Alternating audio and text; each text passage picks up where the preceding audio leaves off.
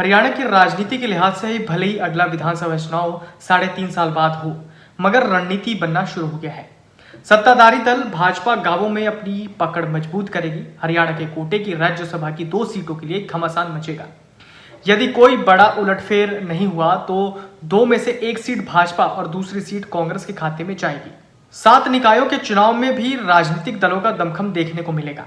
राज्यसभा की 2 सीटों का कार्यकाल अप्रैल में पूरा हो रहा है। दोनों ही सीटों पर भाजपा का कब्जा है।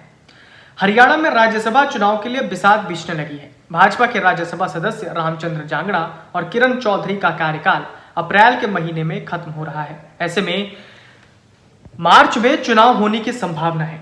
चुनाव के लिए अभी से दावेदारों ने गोटियां बिछानी शुरू कर दी है। इस बार वोटों का आंकड़ा ऐसा है कि भाजपा कांग्रेस के पास एक सीट आना तय है। हालांकि भाजपा की पूरी कोशिश रहेगी कि दूसरी सीट भी उसके कब्जे में आए।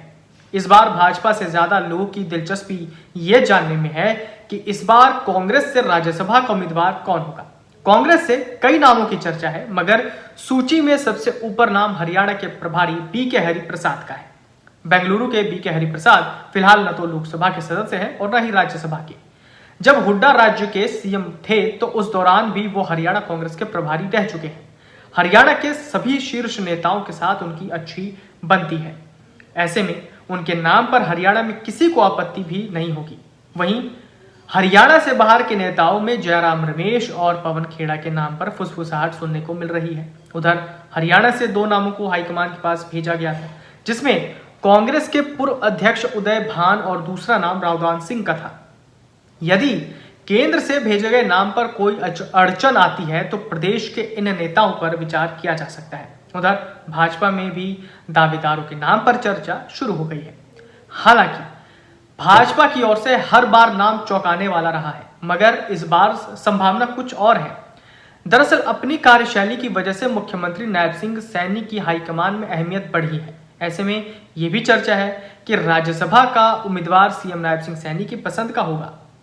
हालांकि जिन नामों की चर्चा चल रही है उन सभी ने लॉबिंग तेज कर दी है। इनमें कैप्टन अभिमन्यु और कुलदीप बिश्नोई का नाम शामिल है। दोनों ही अपने स्तर पर काफी प्रयास कर रहे हैं। लगातार हाईकमान और मुख्यमंत्री नायब सिंह सैनी के साथ मुलाकात कर रहे हैं। उधर किरण चौधरी भी पूरी कोशिश में है कि उनके नाम पर दोबारा से सहमति बन जाए। हालांकि पार्टी उनके ऊपर दोबारा से दांव लगाने पर हिचकिचाएगी। राज्यसभा की सीट जीतने के एक उम्मीदवार को 31 वोट चाहिए होंगे। ऐसे में पूरी संभावना है कि भाजपा और कांग्रेस के खाते में एक सीट आएगी। वर्तमान में कांग्रेस के पास 37 विधायक है, जबकि भाजपा के पास 47 विधायक हैं और 3 निर्दलीय विधायकों का समर्थन प्राप्त है। यदि भाजपा को दूसरी सीट तभी जीत सकती है जब 7 विधायक क्रॉस वोटिंग करें, जो कि काफी मुश्किल है। वहीं पार्टी सूत्रों का कहना है कि यदि कांग्रेस से बीके हरिप्रसाद आते हैं तो भाजपा अपना उम्मीदवार नहीं खड़ा करेगी, क्योंकि हरिप्रसाद के समर्थन में कांग्रेस के सभी विधायक एकमत हो सकते हैं। अब आइए जानते हैं राज्यसभा के मौजूदा सांसदों की पार्टी और कार्यकाल। रामचंद्र जांगड़ा ओबीसी से आते हैं, भाजपा के नेता हैं और उनका कार्यकाल 9 अप्रैल 2026 तक है। फिर किरण चौधरी हैं जो जाट हैं और भाजपा की नेता हैं, कार्यकाल 9 अप्रैल 2026 तक है। सुभाष बराला भाजपा के नेता हैं जिनका कार्यकाल 2 अप्रैल 2030 तक है। रेखा शर्मा भाजपा की नेता है और उनका कार्यकाल 1 अगस्त 2028 तक है। कार्तिकेय शर्मा निर्दलीय हैं और उनका कार्यकाल 1 अगस्त 2028 तक रहेगा। आपके राज्य की खबरें, आपके शहर की खबरें सबसे पहले जानने के लिए देखते रहें अमर उजाला। चैनल को सब्सक्राइब जरूर कर लें और पाएं हर अपडेट।